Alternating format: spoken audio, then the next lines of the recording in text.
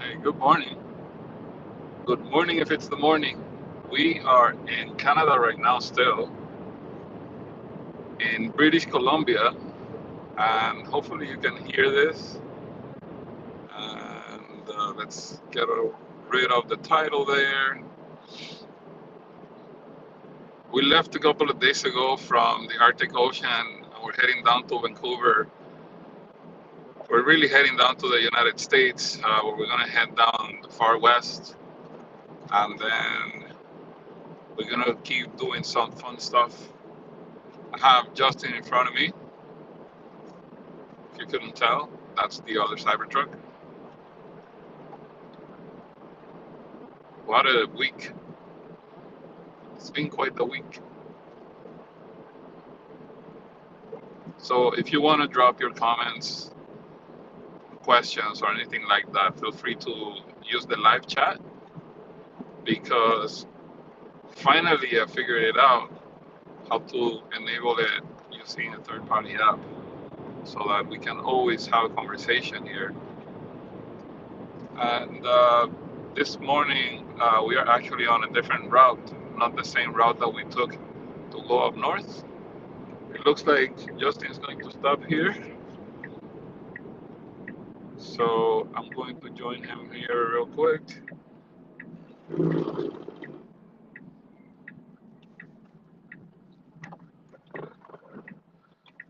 Let's just stop here for a second. Let's figure it out.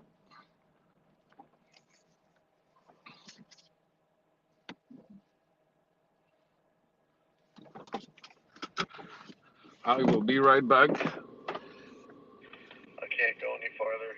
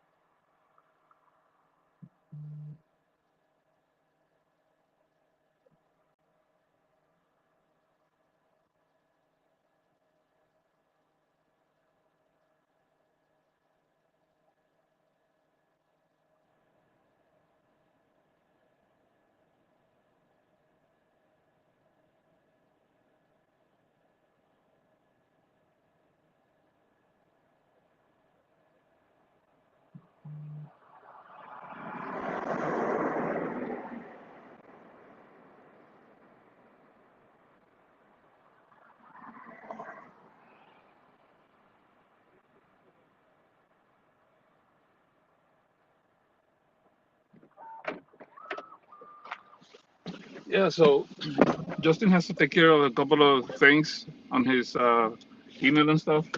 So we're gonna keep on driving, and we'll meet him up a little bit further down the road. Just let me take a quick look here to the traffic.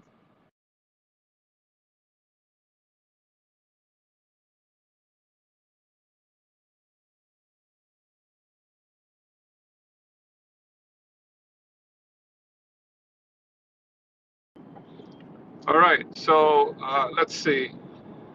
We're back on driving. The second Cybertruck is going to stay there for a little bit. He's going to have to take care of a couple of things and take a little break. And in the meantime, we're going to keep driving towards our next charger, which is about 2.5 hours from here. And we may actually, depending on how the drive goes, we may stop a little bit sooner than that if we feel like we need to stop for a snack or something. Um, let's see here real quick. All right, so the question is, how did we charge on the way up to the Arctic? So we we leveraged different businesses and locations that others have identified. We spoke to different businesses and we were able to charge in those places, but also at the same time, we left charging units that will be used by others and coming behind or after us, right? So just making things a little bit easier for others, right? So when we stopped, for example, we stopped to charge at Eagle Plains, at their service station over there. Then we also stopped at Innovic, at a tire shop, and we did not charge in Tuktoyaktuk, where the Arctic Ocean sign is. We went up there with enough battery to be able to hang out for a little bit, spent some time there. We met with the mayor and the local council, and then we headed back towards Innovic. And however, in the very near future, probably after this weekend, we have to confirm. But in Tuktoyaktuk, they were going to install the two Tesla wall connectors that we left. So we'll have all the details on our website, arcticcybertrek.com, as well as on our social channels, just to let everyone know when all the chargers that we left behind are operational. Right now, there's one, if not two, already running. One for sure, because we saw it, we used it, that was installed, and the other ones, the other five along the route are going to be enabled shortly. So Nikki says, he's asking if the Starlink works fine with it sitting on the dash. So I don't have Starlink on my dash. My Starlink high performance dish is on the roof, mounted on my crossbars, on the frame that I have where my rooftop tent is. I have a different Starlink than the one that Justin here, the Tesla, has. He has one that is zip tied to his screen on the dashboard, and it works fine for him. I did that with my own Starlink not long ago, but I don't like the reflection of the white dish face, so I mounted it on the roof, and it works great. But they both work. So yeah, that was the question by Nikki. I hope that helps. And this is exactly how I am able to do this live stream. This live stream is, right now I think I have 1 bar of data and it's gone. So in this area where we are, it's very remote. There's no reliable data like carrier signal. So I rely on my Starlink high performance dish.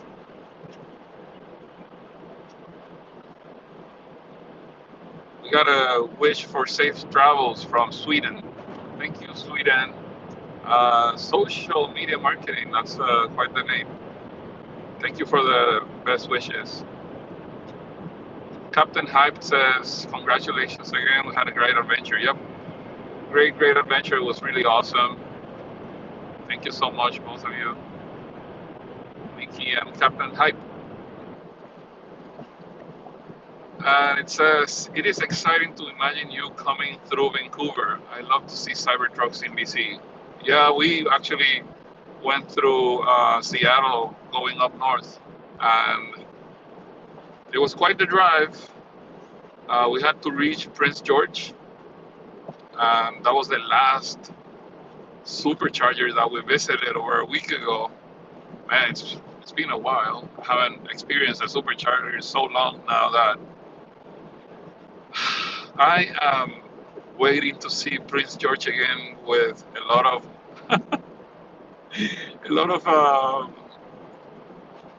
anxiousness. What's the word? I'm super excited to plug in. I did not. Okay, so funny question. So let me see. Brian says, "Happy trails from Minnesota. Are you back to the supercharger network?" No, Not yet. We have a ways to go. I believe we have two more British Columbia um, CCS charges before we hit Prince George. That's going to be the next supercharger at Prince George. But right now we're going to a place called 101 where we're going to charge in another, hopefully functioning BC Hydro CCS charging stall. The last one was perfect. Other than the fact that the cable is bulky, it was perfect. No issues whatsoever. And what was it called? It was called Fort Nelson. Yeah, we had a charge at Fort Nelson. That was perfect. Up to 180 kilowatts charge there at CCS, but I didn't get to see that speed because I was quite full in terms of battery pretty quick. So I was charging more at like 80 and 90 kilowatts. And then I have, John says, did you skinny dip in the Arctic Ocean? Um, no, but the closest thing. So I undressed in my car and I put on my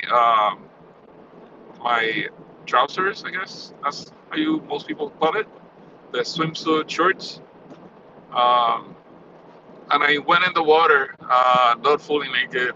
I have to cover some stuff. It was cold, but it was great. I can still feel the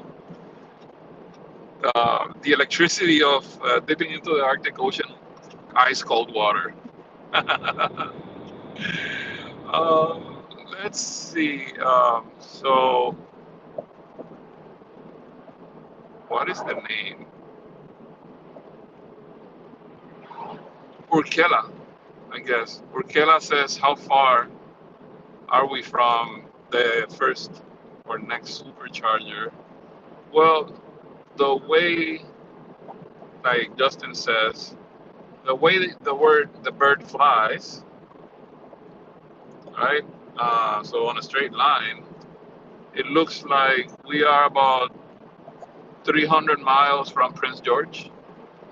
But for whatever reason, I guess there's probably a lot of elevation changes. I'm gonna have to stop to charge twice before I can get there, even though I can cover almost 300 miles on the truck. Remember, when you're on high elevation changes, you use more energy. When you're going downhill, you use less. So overall, super happy with that. What are some of the hardest parts of the trip in relation to the trucks and charging? What were some of the easier parts? So it's funny that you ask, right? Because, okay, let's break it into a couple of different categories. So difficulty in terms of charging. So believe it or not, this morning uh, we had well, last night we had a little bit of a struggle in two different places to charge, because because they are new and they're not like properly configured. We had to call the company that manages the CCS um, stalls, and they had to remotely enable the charge, connecting it to our account, because we were using the app and it was initializing, but it wasn't really kicking off the charge. So that was a little bit of a struggle compared to up the Dempster Highway, where there is no infrastructure, and yet we were just able to plug our mobile connectors in different places.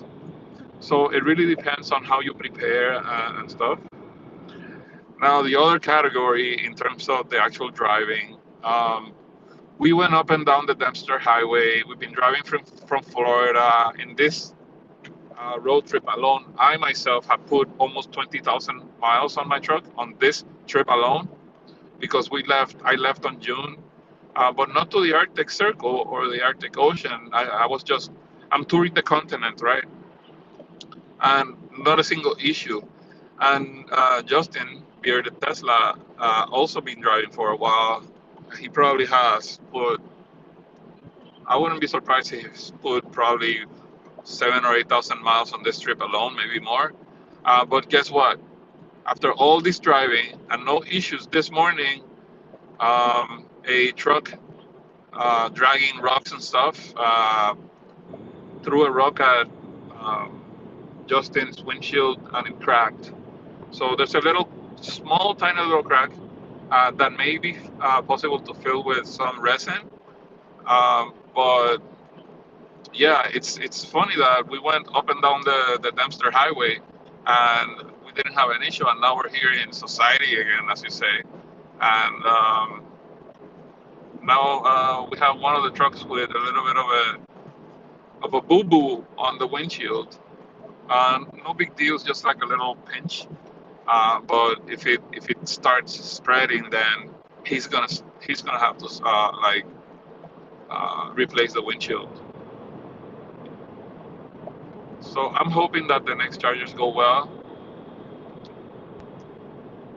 BC Hydro. BC Hydro said over a year ago that they are going to start installing NACS and NACS, yes, North American Charging Standard connectors on their stalls. Yet, not a single one, as far as I know, has been installed. Um, I actually called that out, and they responded saying that they were going to uh, get on it. But they've been saying that for over a year, so hopefully they do it soon. But I don't think it's only about the plug, but also like it would be really um, helpful if they get their software to work correctly, because the problem is not necessarily the plug. Like you can plug a wall to the right socket, but if if the unit doesn't send the charge, then it doesn't send the charge. I'm guessing that they have some software challenges with that. So maybe they should use the same protocols of communication that Tesla's using once they have the NACS connectors.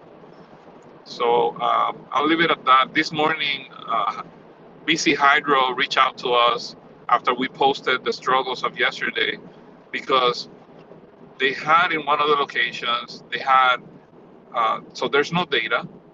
So you have to, if you want support, you have to call them. And if you don't have any data, they have a Wi-Fi network at the stall, and it was password protected. So Justin couldn't connect to make a phone call to get help from support. But 3 hours later, when I arrived at that location, I was able to, and he was also able to use Starlink, and we were able to figure things out. His charge wasn't initiating because his truck completely died the battery and went all the way to 0%. And the particular stalls that we're talking about, those were battery powered to charge the cars. So what they do is that they enable electricity from the grid or a generator to charge a massive set of batteries that they have on those containers, and then they charge the vehicles with that. So apparently, because Justin's Cybertruck was at 0% state of charge, something in the protocol that they run wasn't allowing the charge to initiate. So what we did was that when I got in there, I plugged in my truck and I was able to charge because I arrived there with like, I think it was like 13 or 17%, and I was able to start charging right away. So what we did was that we daisy changed uh, from my truck. We started charging Justin's truck using the NEMA 1450 connector that's on the truck bed, and that's how I was able to charge him up to 8% while I was DC fast charging. And when he got to 8%, because we tried multiple times, but once we had him at 8%, he was able to initiate charge. By that time, my truck was already at 100%. So I left, he was charging, and then we met on the next one. But yeah, those are the struggles that BC Hydro is having right now. So hopefully that all works out in the end. But Other than that, it's been really cool. On our way up, a couple of weeks ago, we had a challenge at two different locations from a company that went bankrupt. It's called FreeWire.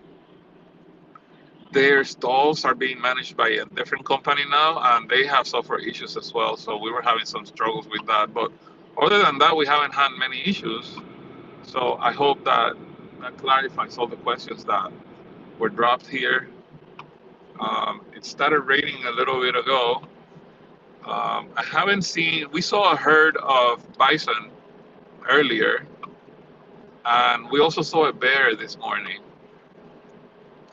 Um, Black bear on the side of the road, walking next to some raven that were like eating something on the side of the road. So we were able to record a little bit of the bear. I don't have to. I don't like to hang out too long around them because I don't want to disturb them, even if I'm in the car and a little bit far. It's just I think it's better to leave them alone, especially the less they get used to people, the better. So we just kind of, oh, I just passed a sign with a bear. um, yeah, it's better to just keep moving and let nature do what it needs to do.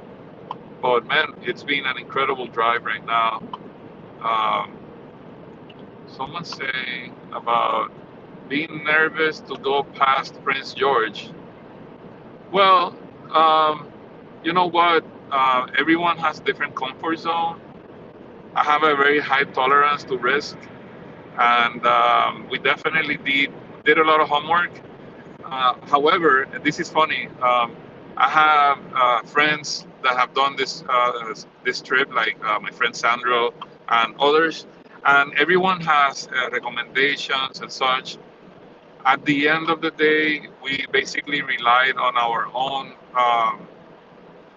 research for some of the things that we did, and the other public knowledge that's out there, we also used.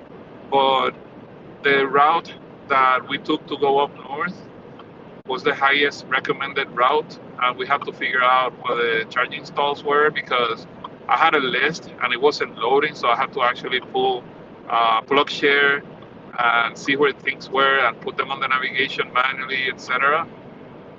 And that's how we made it north. And then going south, we are actually doing it through the original route that we were going to take, that we were recommended not to take because there was no charging. And last week, this is incredible. So at around the 28th of August, a bunch of different new CCS chargers popped up on this highway that we're in right now.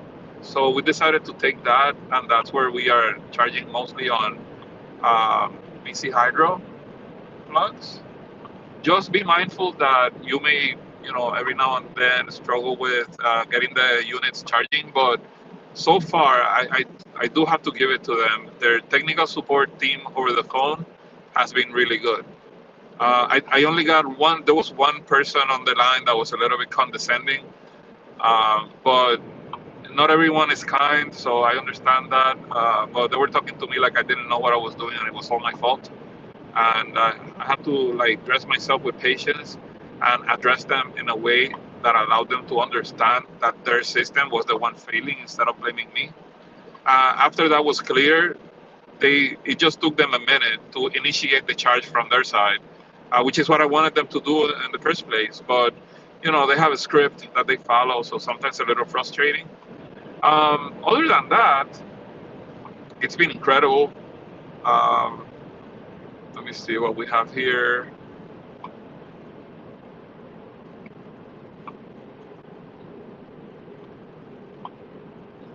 Ta, ta, ta. So Arsh is asking, what's my ETA to Vancouver? So if I were to continue driving and not even have to charge, like if I had an unlimited energy on my battery, right now I would make it to Vancouver around 5 a.m. Tomorrow. I think that's what I'm seeing here. So the reason why I say that is because there is no uh, charging estimation because what I have is addresses on the navigation, The car doesn't know that I have to stop for X amount of time to charge. So add to 5 a.m. however long it's going to take me to stop and charge. So that's how much more it's going to take us. So I'm guessing tomorrow evening probably is when we're going to be in Vancouver. If we go to Vancouver, we need to go to Seattle, so we're probably going to pass by that area anyway. Uh, we have some friends that are actually hanging out there right now that we're going to meet, and there's an electric vehicle event. But the intent for us was to be there, but unfortunately, we're not going to be able to make it because we had these two problems. Plus, the timing was a little bit off. Yep. So that's the answer to how, like, what's the ETA for Vancouver? Um, Good call on letting wildlife stay wild.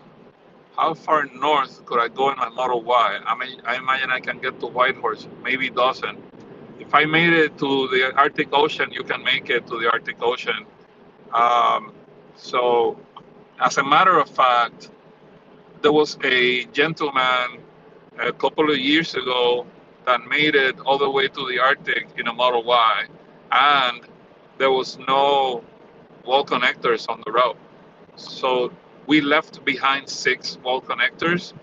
Stay tuned because we're gonna let everybody know, and we're gonna put them all in PlugShare. As a matter of fact, there's already 1 or 2 in PlugShare. But once the 6 wall connectors are up and running, you will find them on our website of the expedition, arcticcybertrek.com, as well as on our social channels. So I'll probably have it on my website as well, teslatino.net, and as well as on the team's website. So just make sure that you do your homework, right? Everything that is related to travels is on your own time and research and tolerance to risk. So that's just my kind of my disclaimer. Nothing that I do, I'm not encouraging anyone to do anything exactly the way I do it. So do your homework, make sure that you're safe.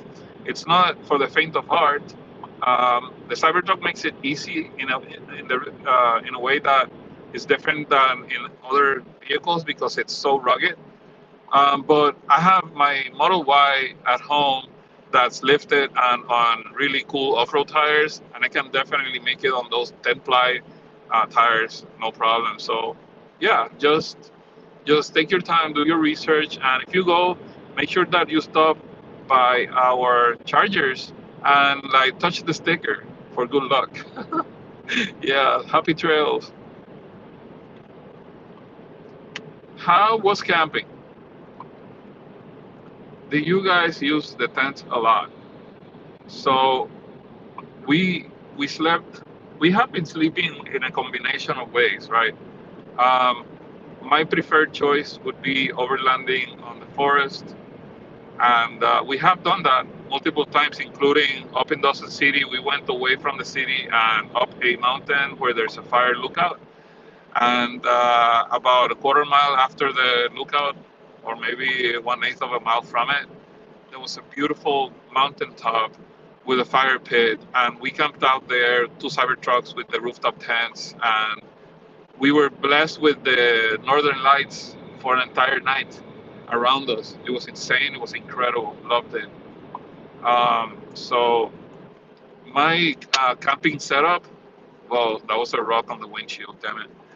My camping setup is on my. It's here in one of my previous videos. But it doesn't have everything that I have now on the truck. But it does have like the tent and most of the stuff. So you may want to check that out here. So I'm right now. This live stream is going on live in both places, X and YouTube. So I have the walkthrough or tour of the Cybertruck camping setup on both places, so you can look it up. But I'm gonna do a new one. Food storage. We have a fridge inside on the second row, and we have our Frobel prototype for the Cybertruck is on the back of the bed. That's where we have our stove and dried food, and we also have a bear resistant um, I guess canister you call it, so that anything that could smell, we put it on that, and we don't want like wildlife to come to get our food, right? Because if they come to get our food, they come to get us. So that's how we keep the smelly stuff out of reach. Um, let's see. Someone's saying, "See you at the meetup today." Unfortunately, unless you meet us along the way, I don't think we're gonna make it to a Vancouver meetup. But we'll see what happens. Maybe there's a second plan to do a meetup tomorrow if that is possible. But we're gonna have to sleep again. Uh, so, man, let me see. Do you have some information about Tesla's superchargers infrastructure in the Arctic zone? Yes, I have all the information related to the Tesla superchargers infrastructure in the Arctic zone. At least in Canada, it doesn't exist. There's no Tesla superchargers. And honestly, I don't think it's even worth to install like a 250 kilowatt supercharger up there because the traffic there is going to be so little unless if you build it they will come like in the movie. If they install them then people will go more, but I don't think the challenge is completely just not having charging infrastructure. So I think that if there are enough level 2 chargers on that area, then those that want to adventure into the Arctic through Canada, through say like Yukon and the Northwest Territory, towards the Arctic Ocean in Tuktoyaktuk, then maybe more people will do it. But a lot of people don't do it, even in their diesel and gasoline cars, because not everyone is up to do that. So I'm thinking it's gonna be a while before charging infrastructure is just like not even a second thought, right? So I think unfortunately that is the reality right now. So yeah, how many superchargers have you been to? Um, I I don't know the exact count. I have visited so many superchargers in the United States, and almost I want to say I think I visited almost all the superchargers in Canada because I did coast to coast basically almost in Canada from Nova Scotia all the way. So most of the chargers are along the Trans Canada Highway, and the ones that are not, some of them I actually hit as well. So it would be interesting to see the actual like what percentage of the Canadian superchargers I hit, and then in the U.S. forget it. It's in the many hundreds. So I don't know if that's helpful, but yeah, that's my answer to that question. Um, in terms of how do I keep up with the sites? I don't know. I only know about them when I need to like go to places and I find out that there's chargers along the way. But if you use X, the X accounts of Tesla for charging infrastructure is always posting every time that they open a new Tesla supercharger. So you may want to check that out. Um, if not for any other reason, and you don't have like let's say that you're watching this live stream on YouTube and you don't have an X account. If even if you don't, if you're not going to be a regular user of X, I strongly recommend that if you're interested in knowing about all the charging that Tesla is installing around the world, just open up an X account and follow Tesla Charging. That's the @ sign, that's the handle. And you will see everything that they have posted and any new updates. So make sure you follow them. And very rarely uh, there's more than a couple of days without them posting new charging locations. So yeah, that would be my recommendation. Also, if you have a local Tesla owners club near you, That is a great way to learn more about new locations, new strategies, the technology in general. Uh, Tesla owner clubs are one of the greatest tools, not just for Tesla owners, but also for EVs in general, because there's a lot of very good people and helpful information that you can find through the Tesla owners club. So um, I have a little bit of a different way of getting some additional information because I've been in the community for so long. Um, but that doesn't mean that you can't get your details straight from Tesla.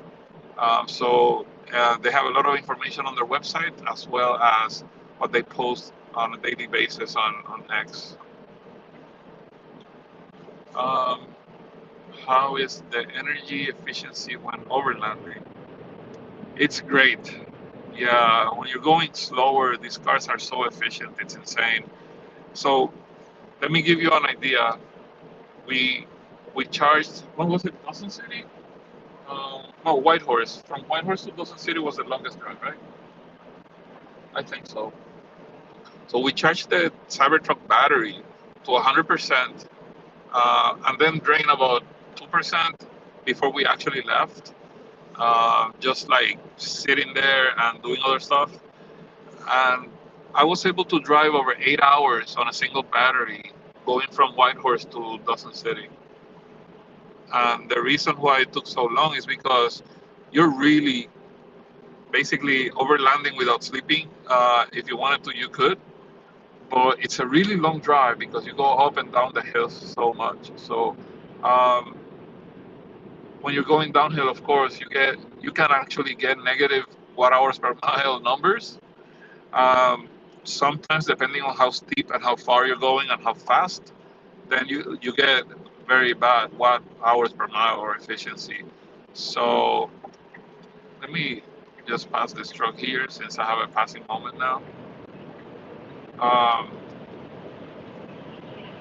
the the trick is to understand the route. So, for example, I knew that I had to drive 257 miles from Whitehorse to Dawson City, and you know, uh, very rarely I drive that much on a highway on the Cybertruck. But because I decided I was, not going to go very fast because it was a dirt road for all that distance, we actually ended up enjoying the drive and also being able to drive for 8 hours. And we actually stopped many times to take some videos and, for our documentation of the trip, which is going to come up soon. We did photos, videos, including some air shots, and it was fine. Uh, I don't think it's anything that different to what you would guess it is, because even when you're going on a dirt road, dirt roads can be slushy. We went through some mud. We went through rivers, but we went through rivers in ferries. So there are two ferries that we took, and they were free along the route to the north. I just can't wait to share every single detail. It's been incredible. So yeah, I hope that helps. I know I can't give you, exact numbers for watt hours efficiency because it varies, right? Depending on the truck, of the car, the speed, the elevation changes, and all that good stuff. But one thing that I will say is that it is definitely manageable. So just slow down if you want to go further. That's it. And the Dempster Highway is not a highway you want to be doing really, really fast. Anyway, um,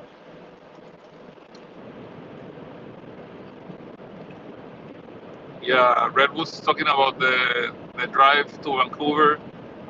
Yeah, we have different things to do, so we'll probably do some epic views while we're driving.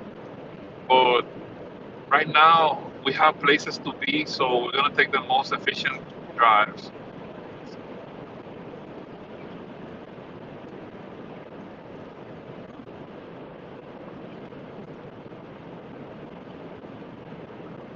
Yeah. Yeah, even so, there's a comment about watt hours efficiency. Like I said, it really depends on the driver, the vehicle, the longevity, like the health of the battery. There's so many factors. So if you know how your car drives, I would say be prepared to have about, I don't know, I was going to say like 20% less efficiency, but the problem is that you can end up having actually more, like better efficiency if you're slowing down. So I don't think it's going to be an issue. Just plan it. Plan. Make sure you're planning this. Keep going. Uh,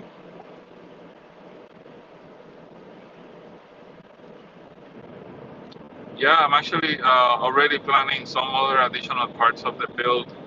I think Nikki was again saying about solar, that every little bit helps. So the amount of real estate that I have on the roof of the vehicle is not enough to charge the battery if I'm going to use solar. However, I do have a 12-volt battery that I use to power my floodlights that are around the truck when I go to a campsite. And I have a solar panel that I can pull out and use to charge that battery or any portable battery, for example. So I am going to have a lot of really cool stuff added to the car uh, down the road. Probably start adding more stuff soon and removing some stuff soon as well, because after you test, you reevaluate and change things. So I've already made some decisions on things that I want to change so that I can make it a little bit easier for us to overland. Um, let's see. What is your state of charge? Right now, my state of charge at this very moment is 54%. So I am using 620 watt hours per mile where I am right now. So the range is, according to this, I'm going to arrive at my destination with 5%, maybe 4%.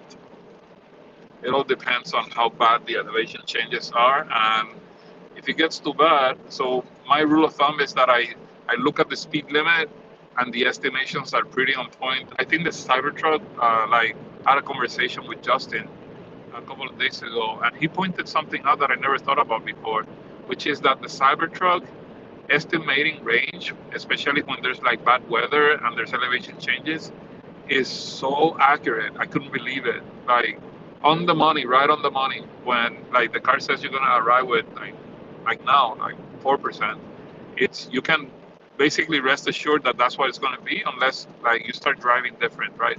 If I slam on the accelerator now, then I may not make it. If I slow down, I'm gonna make it with more energy. But if I keep the pace that I have right now, which is right now slightly above the speed limit, it's still looking okay at 6%. Um, the trucks and everyone around us is driving about 5 kilometers per hour faster than the limit. So I like to keep up with traffic and not slow down people.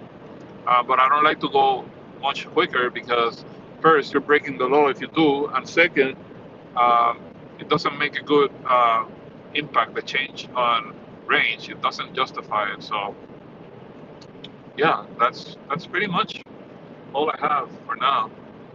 It's gonna be another hour and a half to get to the next charger.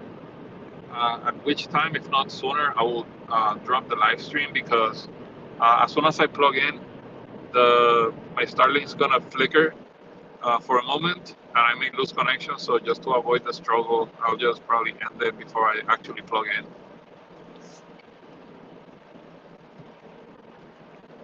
It's unbelievable that it's raining.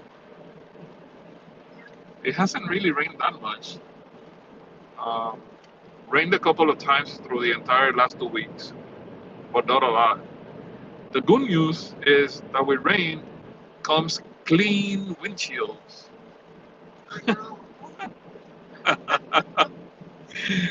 This car is so dirty right now. It's gonna take me a week, if impossible to clean it all.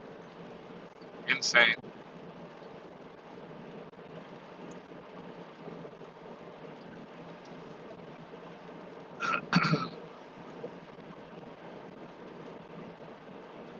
Those were some really good questions that we got on the live chat today. Wow.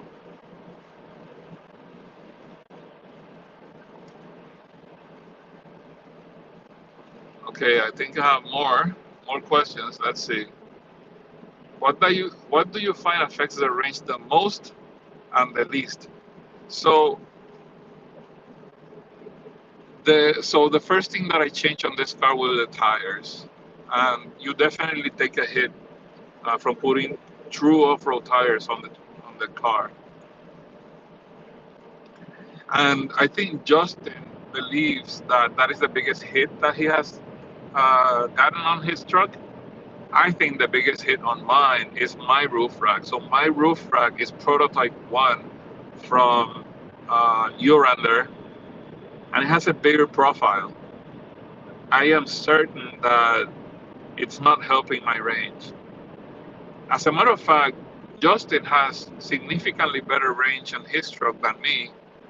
But I also have one more thing is that I think I have some rebalancing to do of the battery because when I'm at 100% right now, it says that I have 310 miles or 311, whereas Justin still says 318. So he has a little bit more of estimated range on his battery, but we haven't struggled really. I mean, one time the closest we were to arriving at 0% of the Arctic, I arrived with 3%, and that was fine because it was calculated. It's not like, oh my God, we're not gonna make it. It's like, yeah, we're sweating bullets a little bit, but just because we wanted to go drive fast. So we just slowed down and we made it. It's fine. Wow, that was, wow. The truckers here on the highway, they don't slow down for anything. The one that I have in front of me is driving pretty good. So that would be my answer to the what I think affects the range the most. I think in my case, I also have um, a lot of stuff around strapped onto the frame that I have. That's not helping. And I also have a full bed. I have so much stuff in this truck. I probably have, I don't know, I want to say more than 500 pounds for sure. I have a full size spare tire. I have a 6-ton jack, hydraulic jack. I have a full size air compressor on the sub trunk. And then I have my kitchen set up with the stove and all that stuff. Plus, we did not know that we were going to go up this far, so we had more stuff than we needed on the trip that we have been carrying. So the truck is heavy as well. So, um, yeah, I think the roof rack is that someone is asking about the roof rack when it will be available. And as far as I understand, it will be available for shipping this month. It's if not already. I can talk to the guys at Urander, but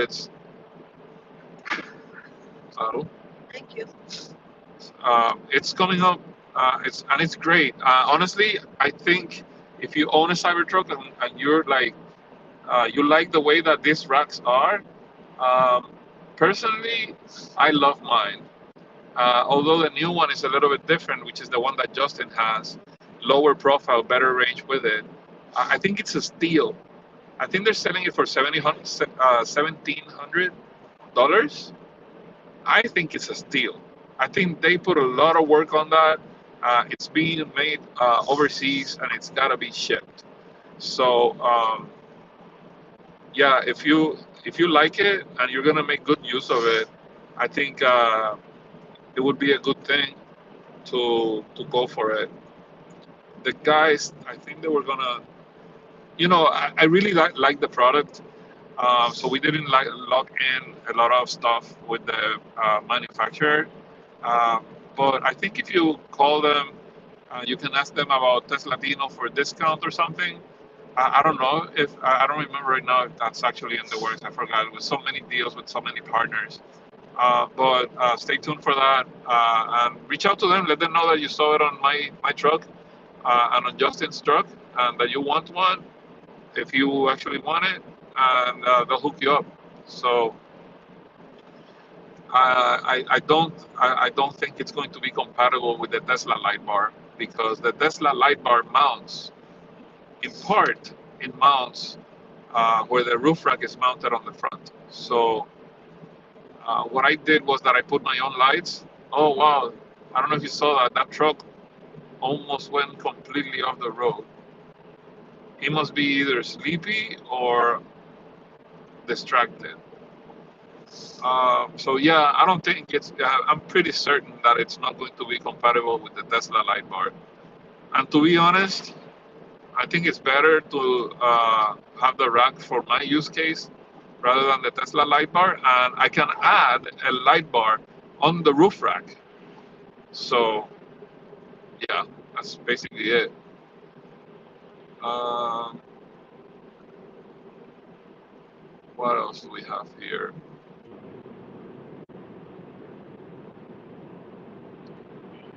Iowa Tesla guy says congrats on hitting all your goals for this trip. What an epic adventure. Thanks for keeping the rest of us in the loop. Yeah, my pleasure. It was really good. It was really incredible. We're still basically on it because just because we made it to the Arctic Ocean doesn't mean that we're done. Now we have to head back. In the meantime, we're gonna visit different places. I'm gonna be making some additional videos uh, about the trip and also net new content that I'm planning on some really cool places. We may be going to Vancouver, Seattle, Silicon Valley. Uh, what was the other? There's so many places, even Vegas, maybe. So this is by no means over. We're still on the road. I do want to make it home before October because we've been on the road since June 10th. And I need to take care of some personal business there. Um, yeah, so if you are in South Florida, that's where I am headquartered. I will be down that end before October, and I will definitely plan one more meetup if I can very soon, as well as there's some other stuff happening in Florida that we're going to attend to. I think there's like a Cybertruck Fest that we're gonna go at the end. I think it's on the 20 something of September. If we are in that area, then we'll probably attend and spend some time with the community in person. Um, I'm trying to find a particular place. Probably I want to go to Death Valley and go to some abandoned mines, like explore the mines as part of one of the overlanding adventures. So stay tuned for that. Hopefully I can do that. And if not, then I'll just find a different new place. Um,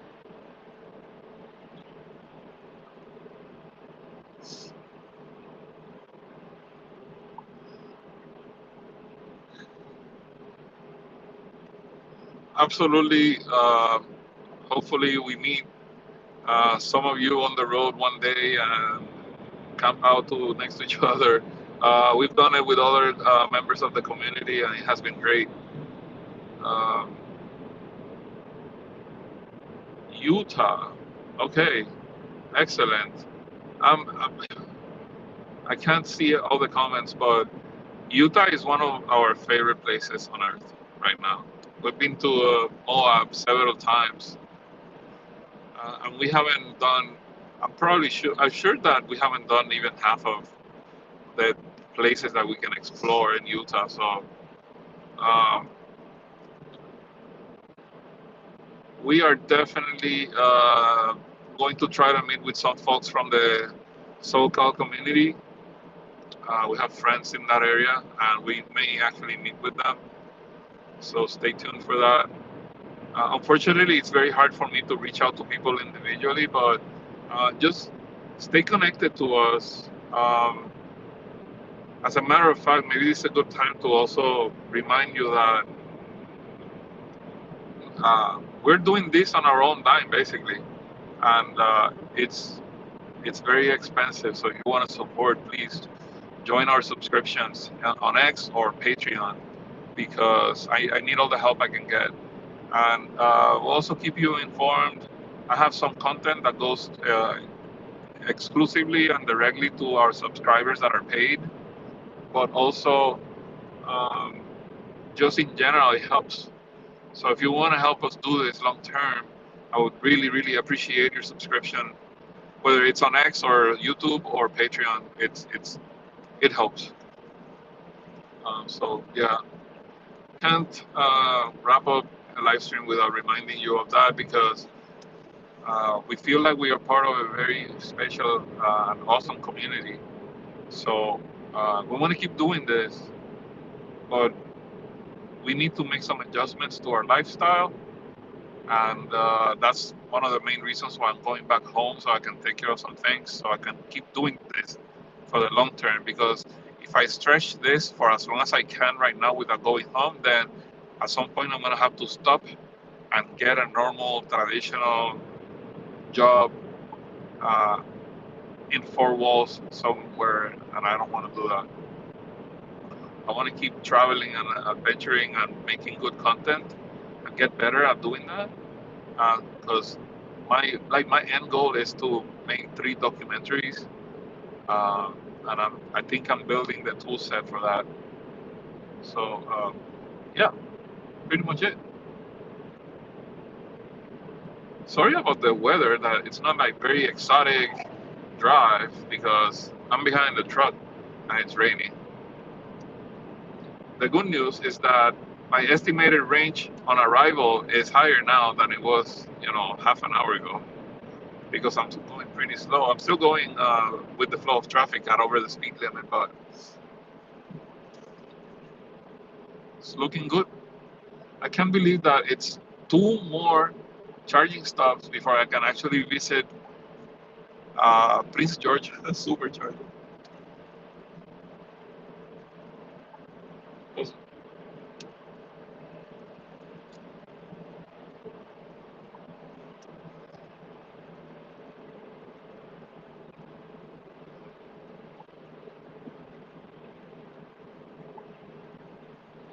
All right, I think that wraps up all the questions that we had. We're still going to be driving for another hour and 15 minutes or so. So if you have any other questions or comments, feel free to drop them. And I will not be bothered if you were to leave the live stream to go subscribe. That would be super helpful.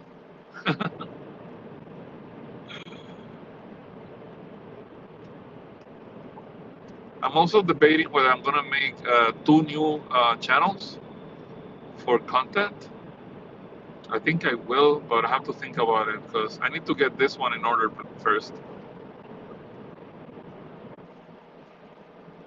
Especially, I think there's a thirst for this type of content for the Spanish-speaking community, and I think I'm gonna start ramping up the Spanish content as well.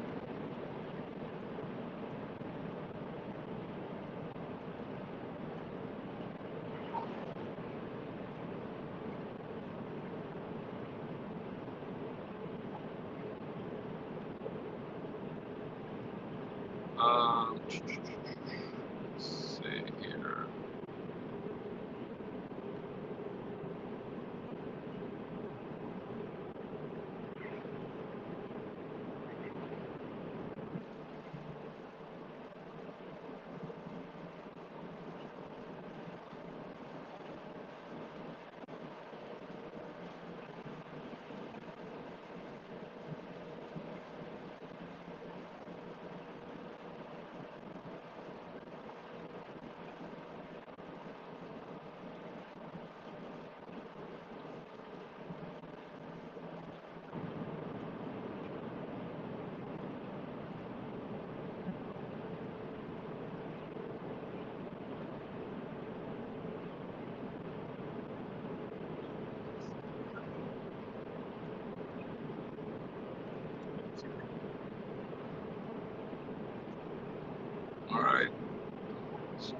just activating the reminder for you folks to don't forget that you can subscribe today on X or Patreon or YouTube.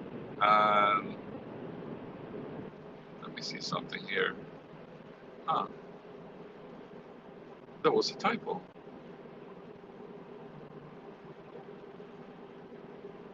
Let's fix that.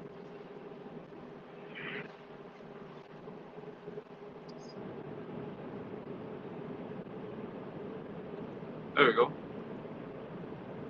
It's very easy. You just click on the button that says subscribe on X, and that's a like $2.99 a month supporting membership.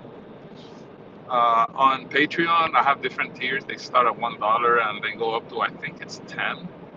I have some very few people subscribe to Patreon, which is platform agnostic. But my preferred method right now has been on X. It's just seamless. It's easy.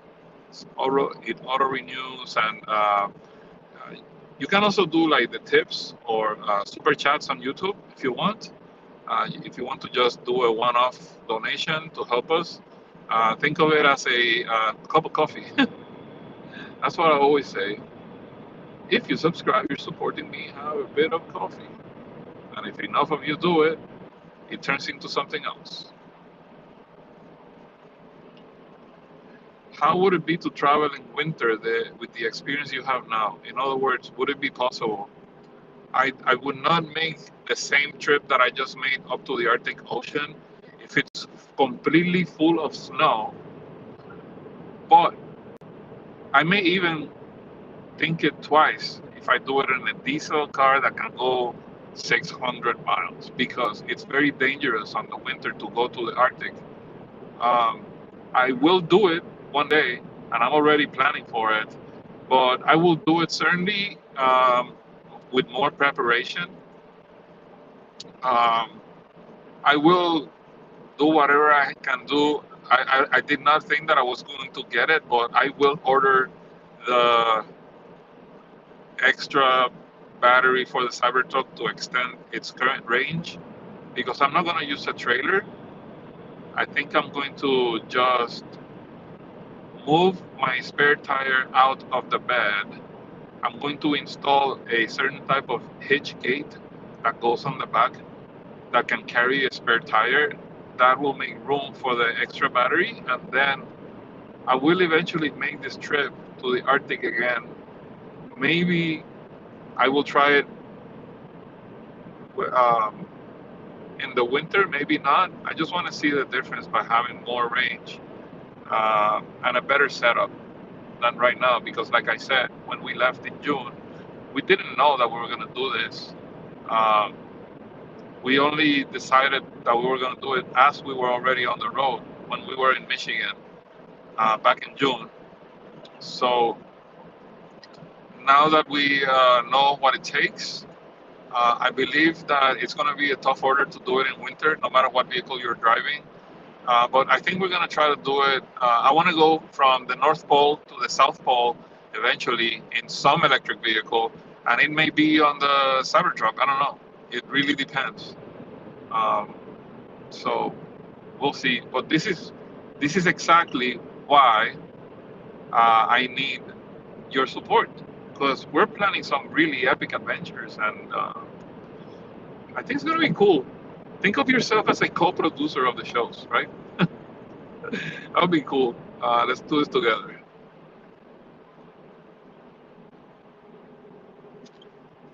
Yeah, if you are on YouTube or on X, doesn't matter. Hit the little heart or thumbs up that says that you like it, so that the platform can recommend the content to other people. As a matter of fact, you can grab the link and or use the share, and right now you can share it to people. That way, if they don't see it now, they can see it on replay later. So that's another cool thing about this. Um, and I'm actually having pretty good time right now talking to you all, and that made me not drive in a rush, which is really cool because now my estimated range on arrival went from 6% to 9, just because I'm here chilling, talking behind this guy that's probably not. I don't know if it's helping me in terms of drafting because there's a lot of rain. Um, but this guy's all over the road. I think I'm gonna get past him as soon as I have a chance because he's swerving to the shoulder lane a lot, and maybe he'll throw some rocks at me. See, this is a passing lane now, but there's a turn here, so I'm not gonna pass him. And there's other cars in front of him anyway, so we're fine here. I'll just leave a little bit more space because I don't want to have a rocket ship. But even though it's kind of wet, right? The scenery is still like really cool. Maybe we see another bear. We saw a bear earlier today, and that was super cool. I'm not sure what the context of the comment that I just saw here about change the tires. Um, Not sure what you mean about change the tires. First thing that I did when I got the truck was change the tires. We went from the normal all-terrain to really cool BFG KO2s that are meant for off-road. And now I'm on unplugged performance CyberHex wheels um, with BFG KO3 tires. Those are the ones that we took to the Arctic. My original wheels and tires are in California. I need to figure out how to get them back home. So I may rent a trailer and take my wheels all the way to Florida with me. I don't know. Unless somebody wants to buy them. If you want to buy a barely used set of wheels, I mean they have about 15,000 miles on the tires. But I'll make you a deal if you're in California and want to purchase them from me. That way I don't have to take them with me to Florida. I will sell them. Um, do I think the all-season tires would work over there, and how much would it improve range? I think they will work. As a matter of fact, we were like Justin was gonna do the trip with his original tires and wheels, but since we got the sponsored wheels from Unplugged, that's what we used. I think so. Anything above 8 ply, I think is great for the Dempster Highway. Um, Range, I don't know. I think it would be fine. I think those are very capable. I mean, Tesla is taking their prototype Cybertrucks all over with the original wheels and tires, and they do just fine. They even did the Hell's Revenge in Utah, which is crazy, and they were rock crawling with that. So I don't see why not. Probably better range for sure.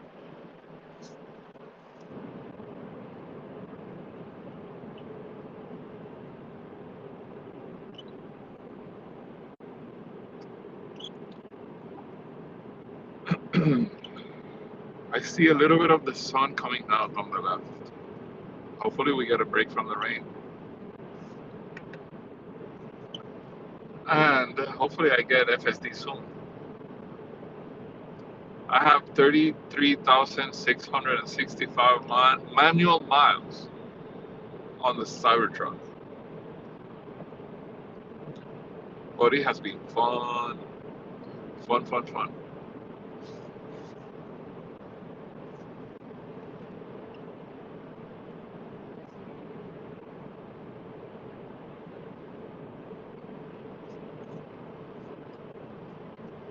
Let's see if we have anything more here.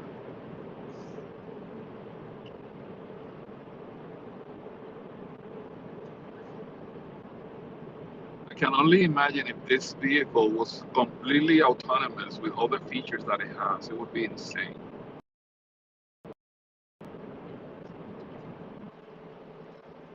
Uh,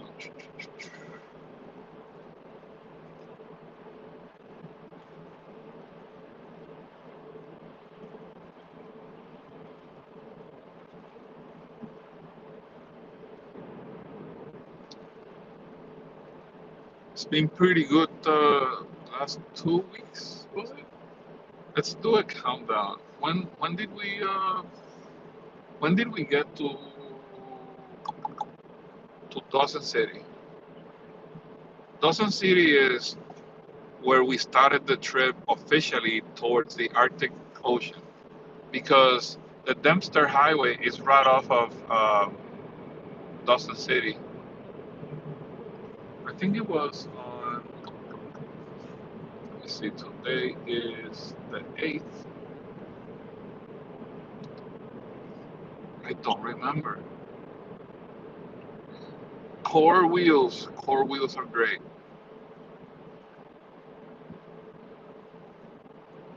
Oh wow. I am a little bit lost for words right now. Thank you, Hugo, for that super chat. $5 US. Thank you so much.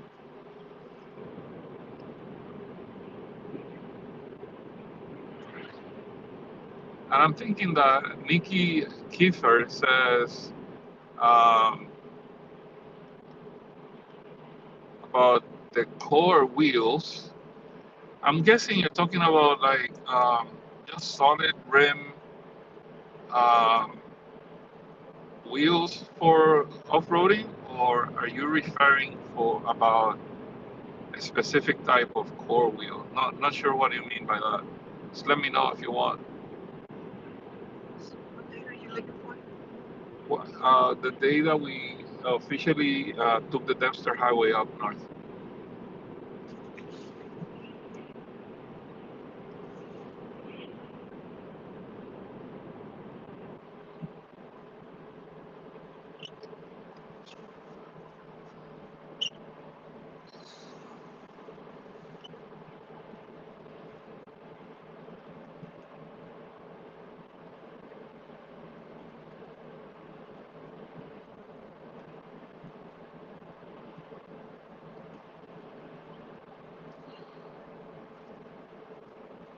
So, hang on.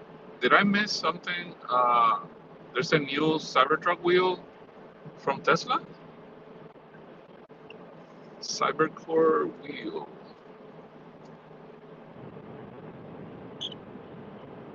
I'm not sure which one that is, because unless you're talking about the Cyber Hex wheels that I have on that are from Unplugged. Yeah, Nikki, let me know if you're referring to a Tesla factory made new wheel, or is it something else? So the wheels, as far as I know, there's only one set of wheel for the Cybertruck that Tesla sells, and they have the cover, unless that's what you're talking about in terms of from better range. They have a cover. Let me see. We can pull that up.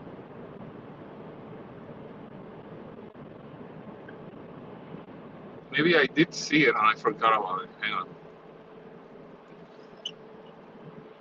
Model 1, Model X, Model S, Cybertruck. Whoa, that was a rock. I'm not even close to these people.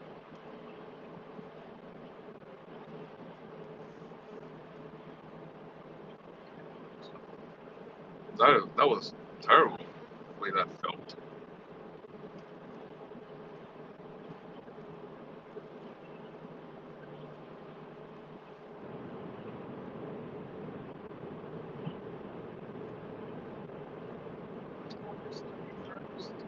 So I'm looking at the Tesla website. On the Tesla website, it says that they sell the Cyber wheels and covers.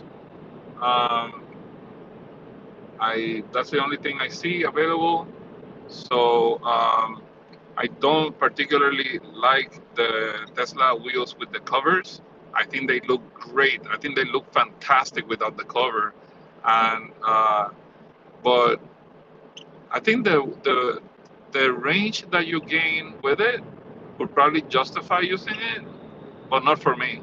Like I've been without covers for a very very long time, and it doesn't bother me. So hopefully that is what you're referring to, Nikki.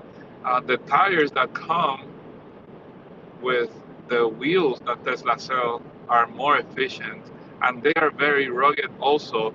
So unless you're doing some really crazy stuff like the stuff that I do, you don't need to upgrade those because they're really good on the highway, and they're really good on the water also, compared to normal off-road tires that tend to be better just for the drive. So yeah, uh, the factory tires are great. Uh, oh, now I see that you said ceramic tires. Yes. Okay. Cool. So the tires are pretty good, Nikki. Yep. Oh wow.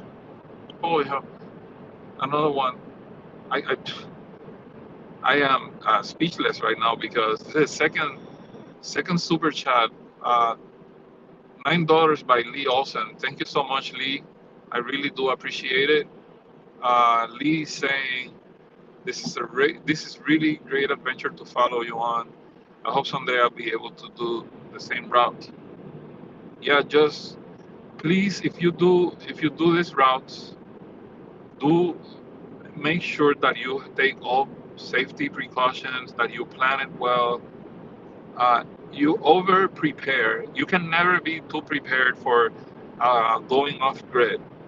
So we pack everything we need, including first aid equipment, safety gear, recovery gear, food, both dry food and uh, cold food.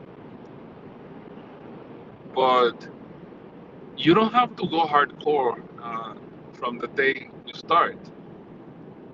Take your time, learn how to find places. You can start by going to just normal campgrounds where you pay to camp. In some places, it could be like $30, and they go up from there most of the time. And then you can, once you're comfortable with like camping in a vehicle, uh, we started doing this, just sleeping in the car many years ago, and then we started doing the tent on the ground, and now we have an overlanding setup that allows uh, on top of the vehicle on a tent, so we're not on the ground if the ground gets wet. Um, but you don't have to do that. You can take your time, learn how it's done. Eventually, you will, let's call it, you will graduate to finding places on your own. I use a number of apps that help me, but at the end of the day, believe it or not, I use a lot of the satellite view on maps to find the places. So if you're in Canada or you're in the US, there's forest land where you can camp. In the United States, it's called Bureau of Land Management land or BLM land. That basically means that if you find a forest that is part of the open area, then you can find a place to just camp out. You can drop your tent, take your hiking gear, and camp wherever you want. Usually, there's a restriction. You can't stay more than like a week in the same spot. That's too minimum. Just like living in one particular spot at a time, long term. Um, but yeah, it's great. Uh, you'll get the hang of it. I can mention some of the apps that I use. I use iOverlander. I use Onyx Off Road and some others, but those are the two main ones that I use. And then Google Maps. It's incredible what, like, once you zoom out and you find a land, like in Canada, you find provincial land or queen land, crown land. Sorry, crown land. It's the equivalent. So you can get on a logging road and drive off the road for a few miles and be isolated, um, and find incredible places where you can just camp out on your own tent. You know. Okay, let's see. This guy is. I'm gonna let him go because he wants to pass the truck. Um, right now, I'm going 60 miles an hour. Let's see if we can go past this guy before we lose that lane. Okay, so right now the speed limit here is 62 miles an hour, or was that 100 kilometers an hour? So I'm going kind of at that speed.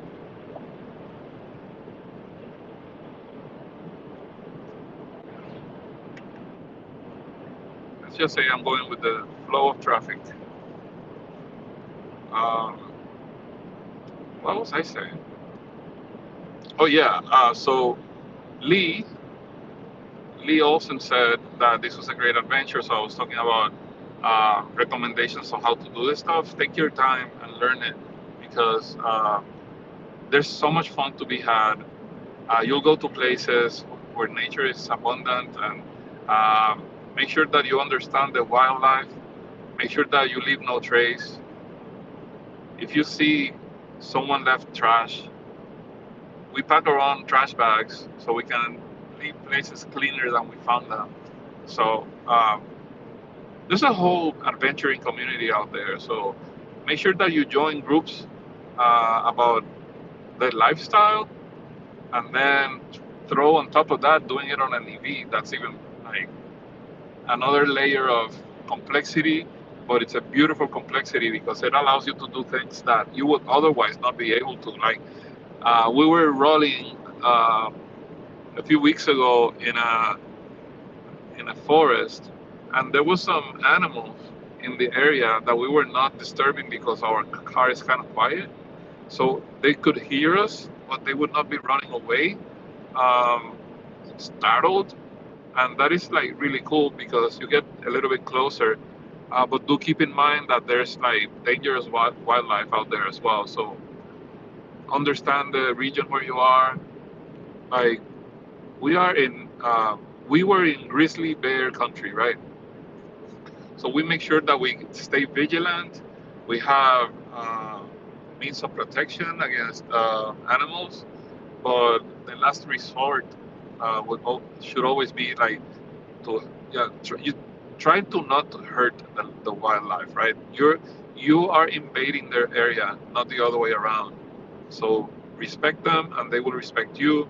Don't leave food around that attracts the animals. If you have no way of putting it away, take it far from your campsite, or basically cook in a place that's not where you're going to sleep, and not a campsite, so that if there's a bear, for example, or any other animal, they don't, when if they find it, they don't find it near where you are, right? You want them to find, you don't want them to find anything, and if they do, you want to find it far from you. That's basically it. I think I read a sign that said, "A fed bear is a dead bear." I don't know if you understand why that's saying, but if you feed the animals, then eventually the authorities will have to put them down because they won't be afraid or concerned about people, and they can hurt someone. So unfortunately, they have to get rid of them. So don't feed the bears. That's the moral of the story. And again, thank you so much, Lee, also for the super chat. Much appreciated. And also Hugo 2001. Both of you incredible. Thank you so much.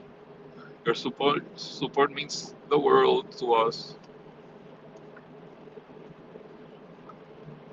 Let's see. Right now we are only 15 minutes away from the next stop, and hopefully I still have a good signal here. Starlink is rocking this highway really, really well. Um, this is so annoying. My car disconnects from the Wi-Fi, even though it has been told to stay connected to it, and now it's asking for the password again. That is so dumb.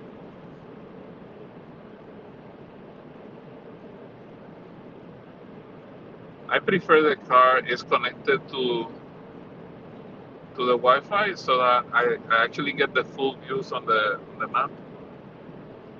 Uh, instead of the broken maps, because where we are, there's no signal.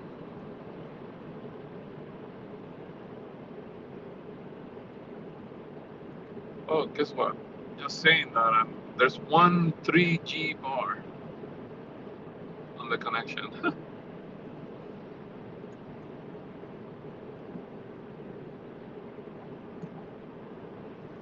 Wow.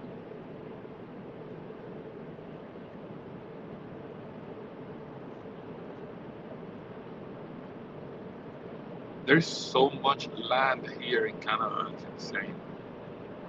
Did you know that majority of the population in Canada lives um, south, like not very far from the south border?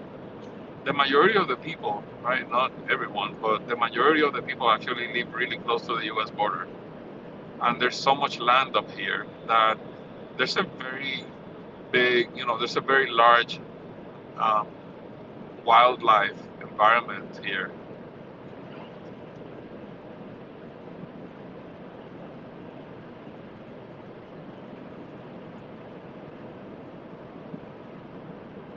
The guy in the RV in front of me is doing really good time.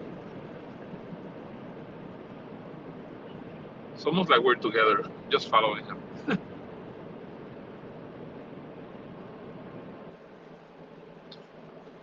There's a sign that there are horses, wild horses in the area. Oh, we saw bison earlier and a bear, black bear, on the side of the road. Don't worry, we have it on video. We'll show it soon. So make sure that you're subscribed to the channels with the notifications turned on so that whenever I start putting content related to this trip, you don't miss it. And please be patient. I'm trying to make better content. I hope that you like the next one. I'm sure going to spend a lot of time putting it together in terms of hours invested on editing the content and putting it together. We have several cameras as sources as well as a drone that Justin was flying, and we're gonna put everything together. I have some drone footage myself from my own drone, but I crashed it. I crashed my drone because I was flying it at night and next to a river, and it was going parallel to my car. And I forgot that when it's dark, the sensors don't detect anything, and I flew right into a tree. And I had to leave it on the tree until the next morning. And then, oh my God, taking that thing, we didn't record it, but I used a recovery rope to like pull a car from a ditch. I used that to wrap it around the tree, and then I wrapped the other end to myself, and I started yanking the tree and shaking the tree with my body weight until the drone came down. That's how I got it. And yeah, that was fun. So I have my drone, but it's broken. It broke a leg. Oh, there's moose or elk around this area. I have, yeah.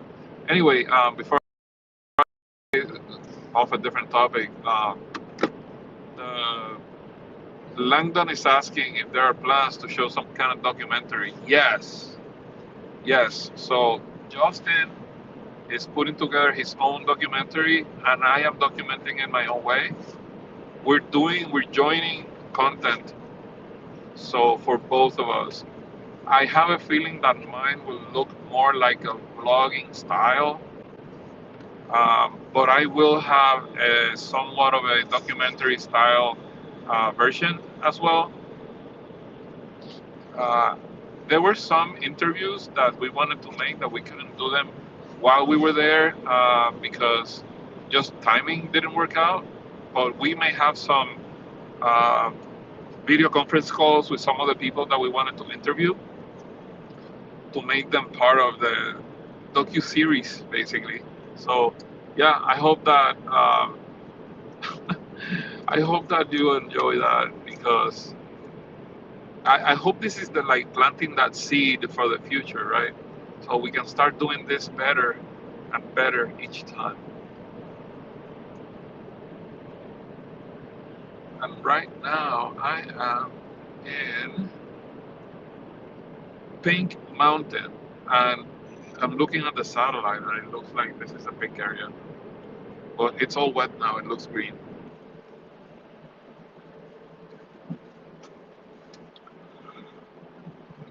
La Montaña Rosada.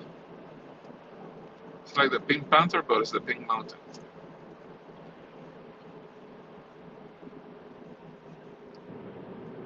So there's a trail here on the right that says it's the way to Pink Mountain Road, but we are on a bit of a path.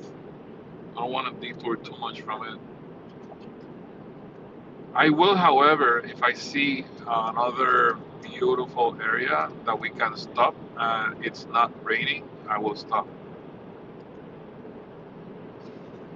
Oh, that's a big camper cap. That was big, big, big. Sasquatch Crossing. I guess Sasquatch, the Yeti, walks around this road. But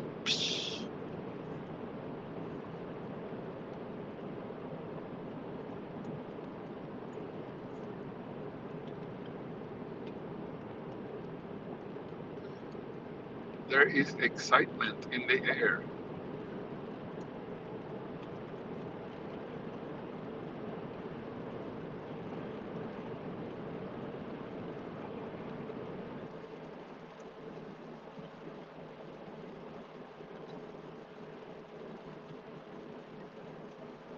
I think this is the first, it looks like a general area rain, right? This is the first full, like, looking at, Yeah. yeah, like looking every direction is raining type of day. This is the first one. We caught a little bit while we were driving on the dumpster. But it was just. But it cleared light. after about an hour, right? And this looks like it's gonna be raining all day while we're driving today. Because I don't see, I saw the sun come out a little bit on the left and then it was gone. It was gone. So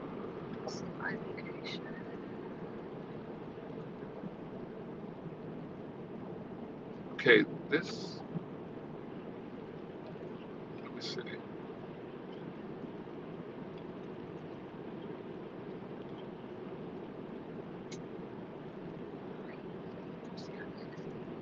¿Qué pasó?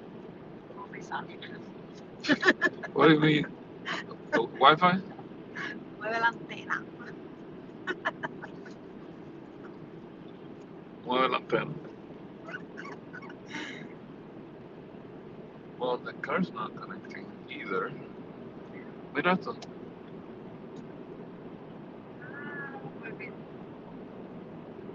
Why is it not connecting to the Wi-Fi? I don't get it.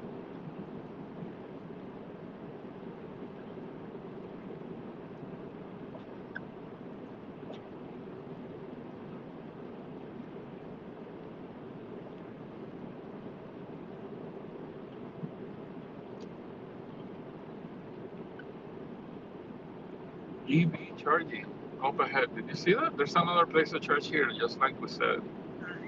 Yeah, so we're actually gonna skip a charging location because we have enough to get further,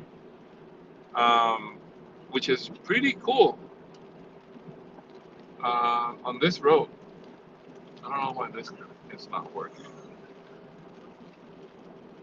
The car refuses to connect. Okay, let's go past this guy.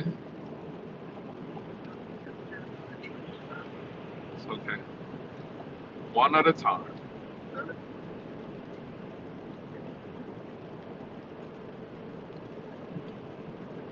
There is a place here called Pink Mountain Campsite. Also, yeah, that was kind of a waste passing that one because now we are stopped here.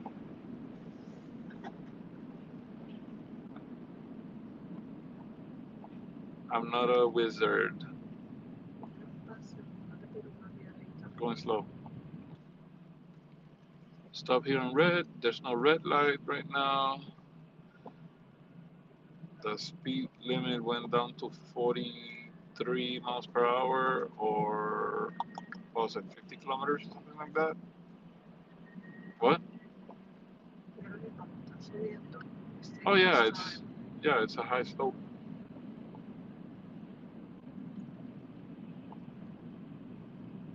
Civilization. There's a little bit of civilization going on here.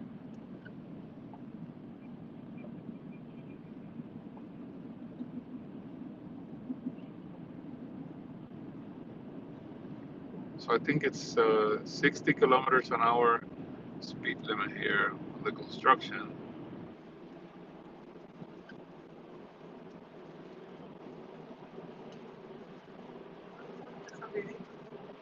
Yeah, it's going pretty quick, so I'm not really going to pass him unless.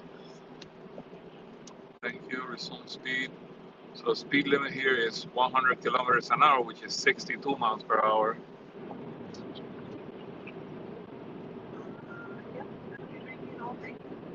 It's going to be raining all day.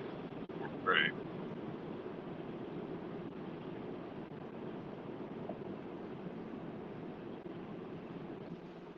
Oh, I like this question. How is the sound insulation? This vehicle is so quiet, this cabin is so quiet that sometimes we stop at places like last night, or we stopped to charge. We didn't realize that there was like a diesel generator somewhere on the woods that was powering a campsite, and we couldn't hear it from inside the cabin until I opened the door. So yeah, it's very quiet.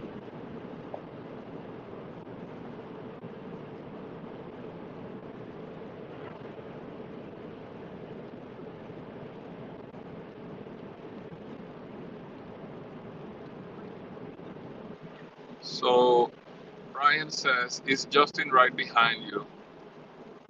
Know if his SOC is the same as yours. So Justin and I stopped at the same place, and we were both charged all the way to full, and we are going to the same place to charge.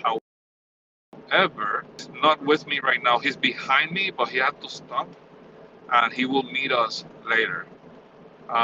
So he should be able to make it to the same place. But the good news is that there are two other places to stop along the way in case he uses more energy where he is right now.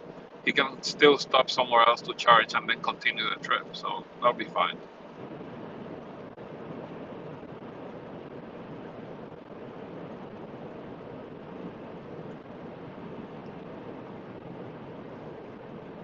We should be together a little bit later today. But right now I'm in Pink Mountain, and he is a couple of cities behind me, I think. I have to check. We're tracking each other, so I'll know a little bit later. I'll know exactly where he is. I hope the quality of the video is good enough, because these phones sometimes start like focusing on the wrong thing. And I'm actually doing this. I'm live streaming using a web browser on the phone, sending it to YouTube and X at the same time using Starlink. So I have a bunch of different things here combined. Um,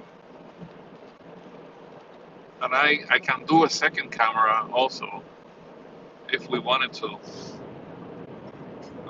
Actually, if Justin has a chance, he will join the live stream also, but he has the link.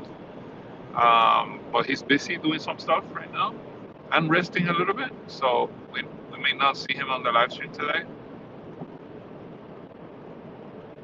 I do have Nancy here. She could join if she wanted to, but she is furiously typing and checking her content on all the different social media. So follow Nancy. Make sure that you follow her and help her grow her channel on Instagram and on X. So what is actually, I forgot the actual spelling of your channel on Instagram. What is it? Say it loud so that people can hear Gotta look it up because I don't know it, it. Okay, so if you want to follow Nancy on X, it's TSLATNA. Teslatina TSLATNA. And then she can tell you where to follow her on Instagram because um, it's a little bit different. What is that raven doing in the middle of the highway?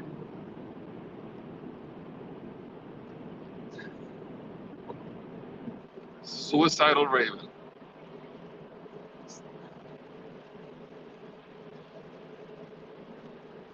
Peter Nien says, how is charging the network with your Cybertruck? It depends. It's great where there's Tesla superchargers. It's questionable when there isn't. So some places it's cool. It depends on where you live. But overall, I mean, if I made it to the Arctic Ocean on the Cybertruck, it's working, huh? right? So I'm super happy with it. But you know, people complain sometimes that the Tesla chargers are getting expensive, yada yada. But man, everyone, it's not standardized. Everyone charges whatever they want. I've seen, so I did most of the charging here in Canada was Flow Network charging for free, which is insane. And then there's BC Hydro that was not free, except for one place. They were having problems and they initiated the charge for free, the technical support. But the Cybertruck is a beast, especially the dual motor. Dual motor long range Cybertruck is crazy efficient. My average is 470 watt hours per mile.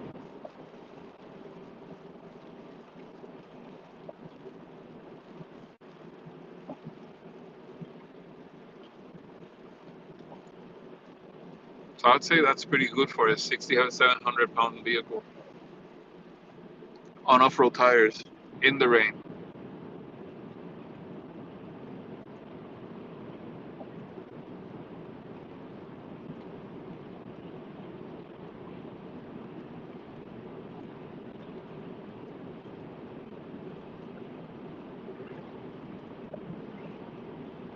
I don't know about you guys, but I've been having fun with this live stream. I hope that the questions that I have been answering, that you like the answers because it's all about helping each other, right? You have a question, if I have the answer, I try to give it to you. Um, do make sure that you do your own research, right? Making sure that you stay safe when you're doing this type of stuff. And yeah, overall, it's been a great adventure so far, and we're documenting everything that we can. I thought I was gonna see a lot of wildlife, and it hasn't been a whole lot of wildlife, just a little bit. So um, it's all good. I'd rather be safer, right? When there's too many bears around, you have to be more careful, right?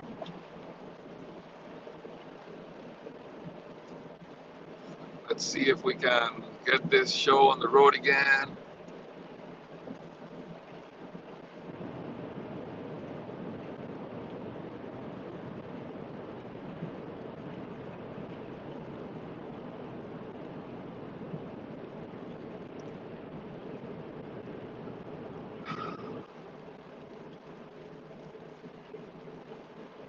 Very, very good efficiency right now with the rain and the elevation changes. I'm surprised actually.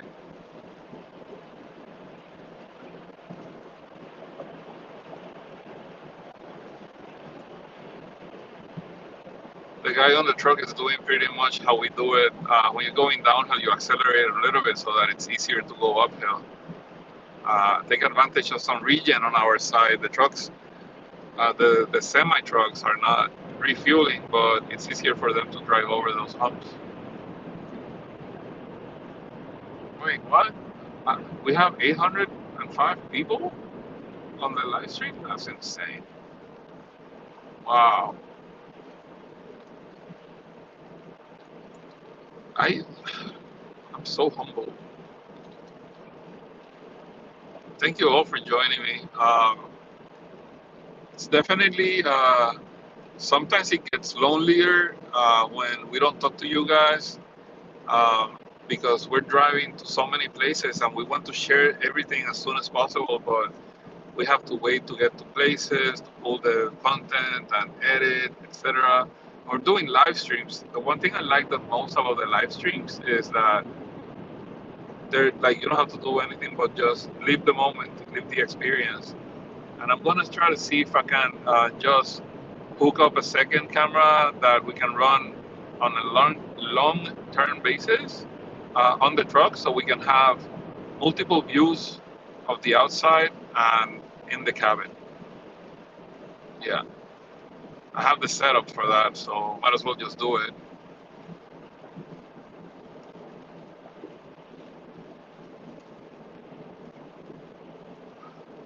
Oh, so Peter is getting the Cybertruck next month. Let's go, Peter! Woohoo! You're gonna love it. You're gonna love it, love it, love it. Where are you, Peter, in the world? In the US, probably, right? Where are you getting your Cybertruck?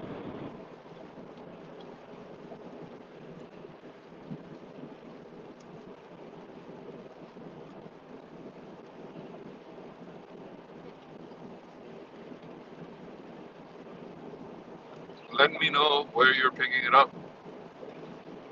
Are you, by any chance, in one of our roads?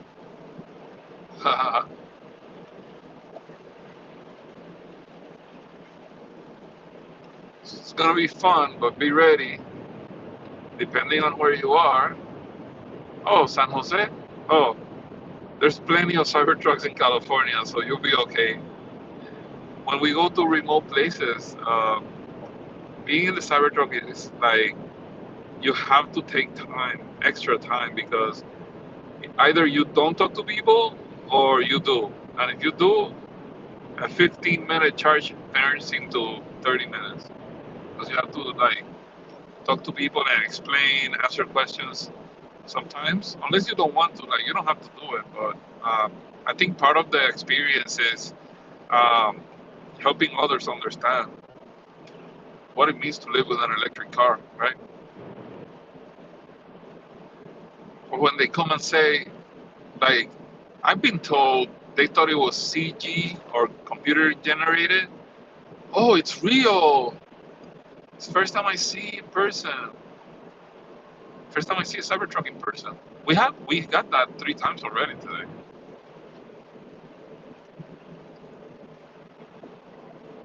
Well, congratulations, Peter. I hope you love your truck when you get it.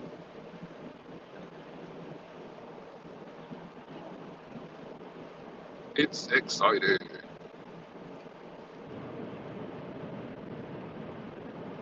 Let me see if can I overlay the chat on the screen.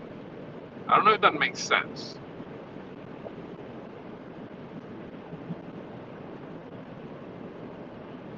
So Peter wants to travel Cybertruck cross country.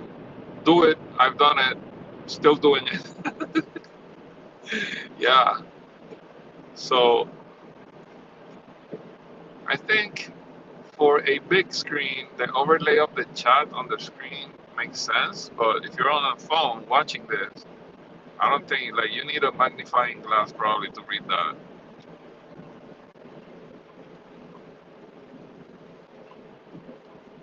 You know, it's raining, but it's still beautiful. And the colors. Do you agree that the colors are different to yesterday, right? Yeah. It's like we lost the reds and we lost most of the yellows now. It's mostly green and brown. Yo, this guy was, I saw him from far. He was all over this lane, coming head on. Oof.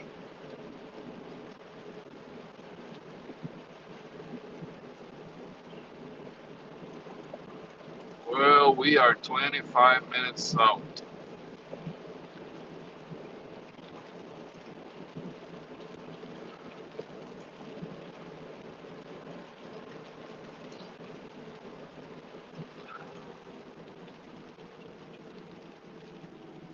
Okay, time to slow down again behind this guy because he's trying to push.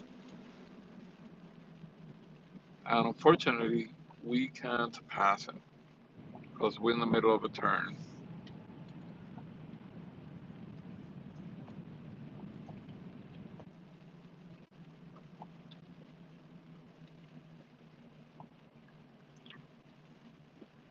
Peter says that their uncle live in Edmonton. We passed by Edmonton. Oh wait, is it Canada or I'm guessing you said San Jose, CA, meaning California, and now you're talking about Edmonton in Canada, probably, right? We passed by Edmonton a couple of weeks ago.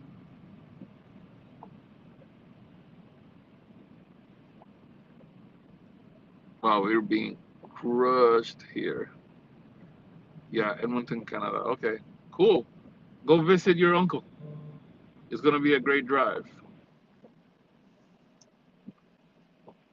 We're crawling at 10 miles an hour, by the way. And there seems to be another truck stopped on the other side of the road. Or is it just, oh, he has like a broken. This guy's just straight up stopping here in the middle of the highway. And there's a car coming. One truck in the middle of the highway broke down. It's not on the middle of the highway, but he is on the edge of it because the shoulder lane is very small. Oh, something broke on their car. They're working on the engine bay. Oh man, that sucks.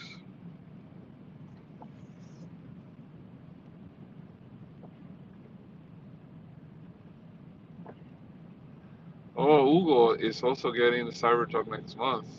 That is awesome. Oh, you guys are gonna love this thing. Holy hell.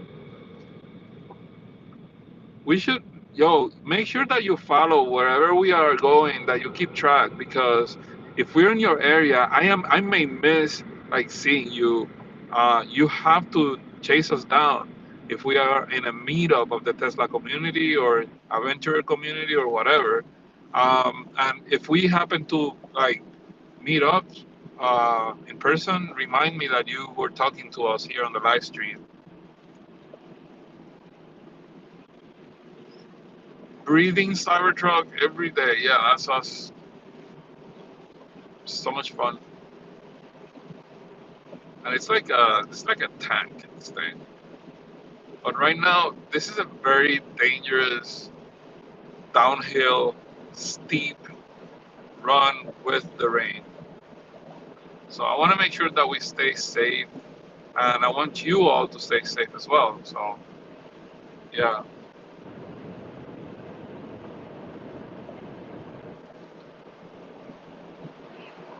wow.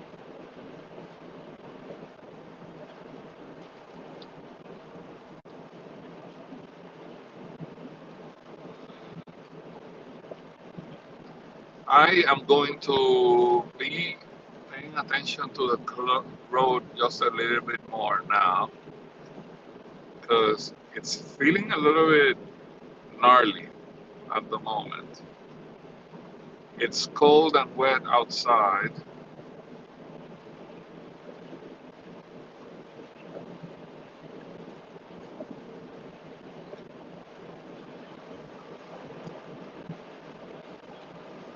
Now we're going uphill. This has to be at least 2 or 3% grade. I can feel the energy draining. Wow, that was big truck.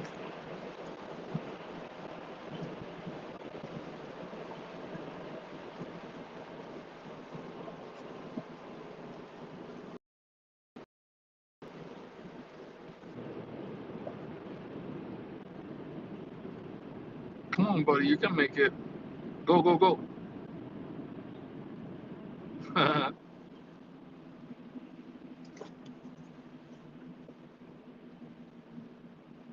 New update, ETA 20 minutes.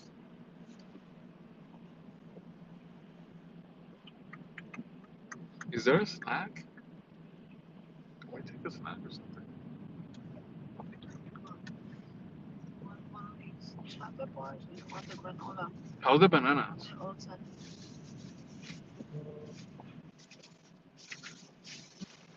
Are they ripe already or are they still green? probably.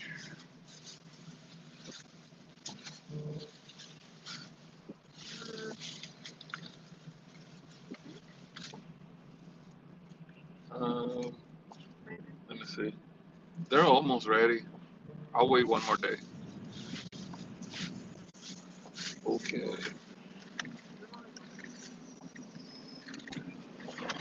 Yay, I get to pass him. You want one of these sunshades or you want the Yeah, I'll take a dark chocolate. Oh no, the new one. No, the new ones get like all into pieces, right? I'll get this one. Sorry, I need a snack. Thank you very much. I'm gonna mute the microphone for a second.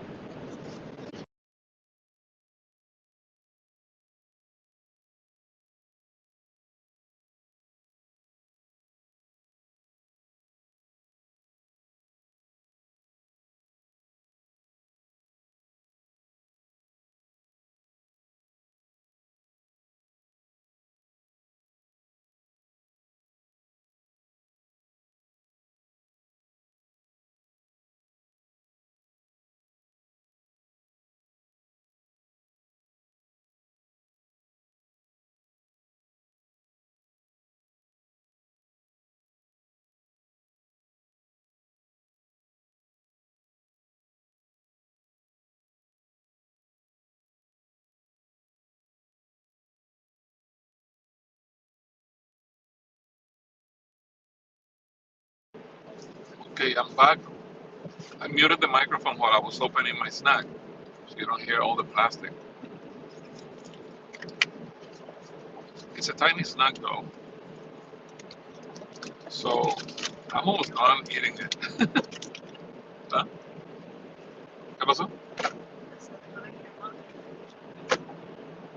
Okay.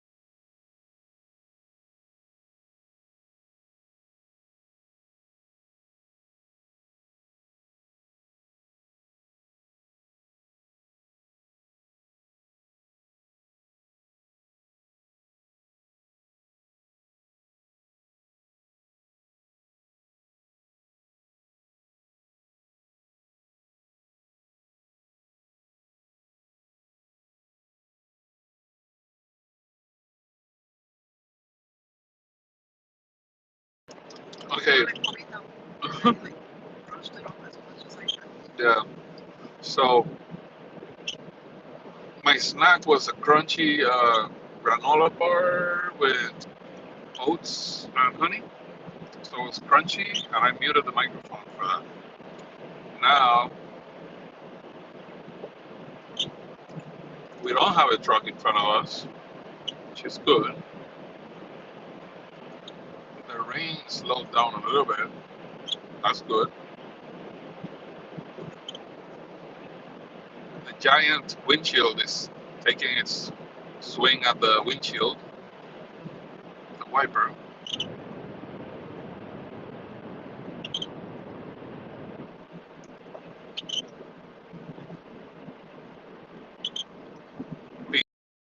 Peter, he knows. He's saying, "No, we need to bring my USA passport." Yes, do bring your passport if you're going to Canada. The custom border will search your car. So I hope I'm not going to jinx it, but so far they haven't searched our car. Some people do get their vehicles searched. Um, but you know, we are very straightforward with them. They ask us questions, and so far, I guess the answers that we give the border personnel don't make them want to like search our cars. So just let them know you're visiting, you're gonna visit family, and then it should be fine. Make sure that you don't carry anything illegal with you that may be legal in the U.S. but not legal to move around across the border.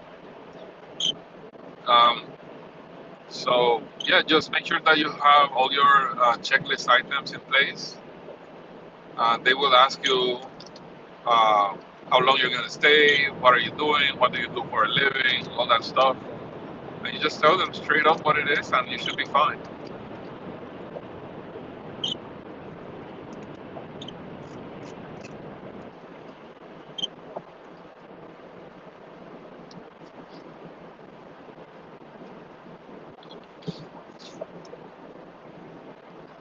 Canada is so nice, so beautiful. As is the U.S., like they have a lot of land, but man, places that we have been to and we have seen. Well, this is a very dirty road here right now. It's just this Well, bus where you stop to rest or use the restroom. yeah, they brought in all the dirt from the rest stop and the side of the road. Yeah. The problem with that and water is that it becomes mud and slippery. Excuse me. Wow, I think I'm gonna need a drink, but I'll wait. We're only 13 minutes away.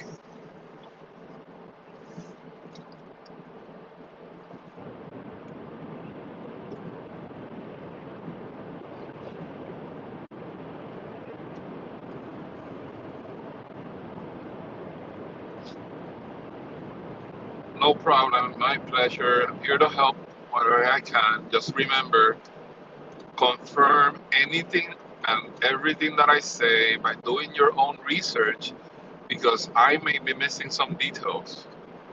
All right?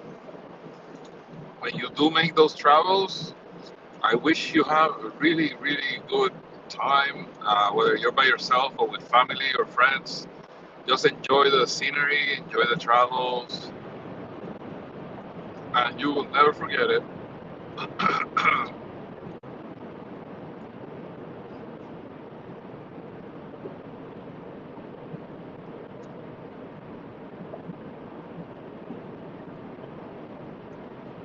Oh, look at that road ahead. It's like a roller coaster, up and down, up and down.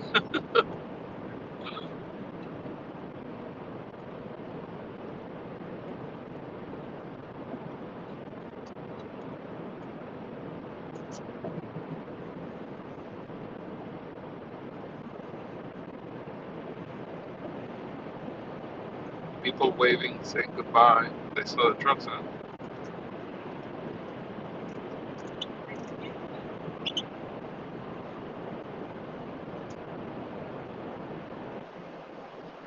hello. A lot of them are saying that they saw it on the news.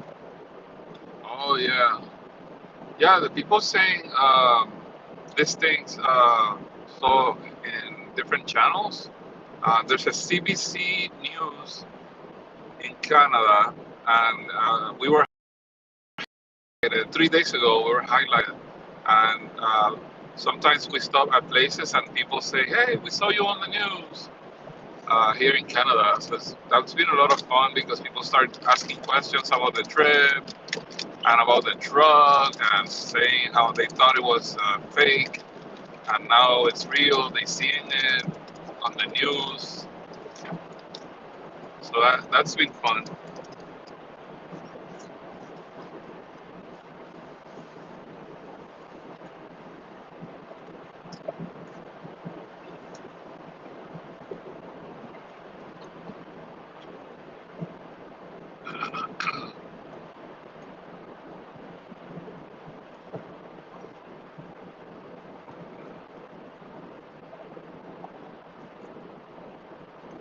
Well, it is like a roller coaster here. Not too bad. Yeah,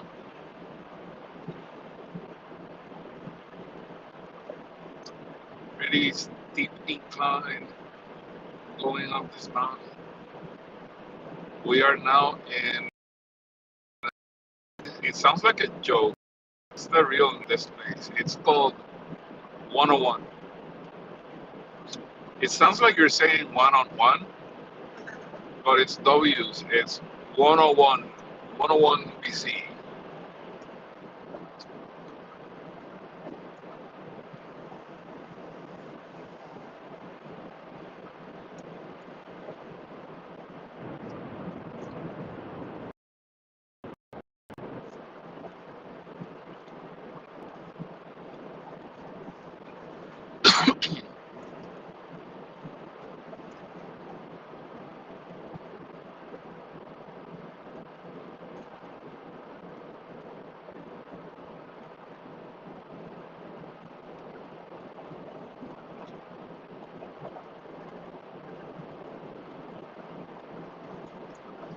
All right, I am going to say goodbye now.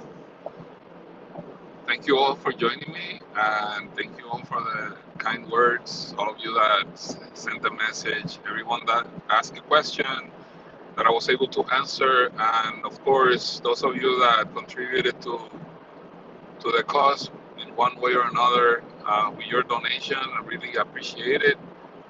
Stay awesome, positive, adventurous, and all that good stuff that we always say. I'm stealing words from all our friends that make sense. So be happy to be on the road.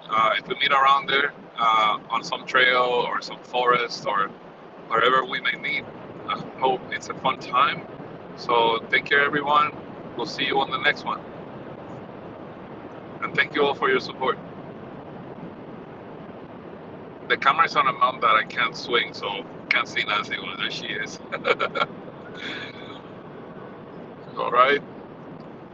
Um, bye.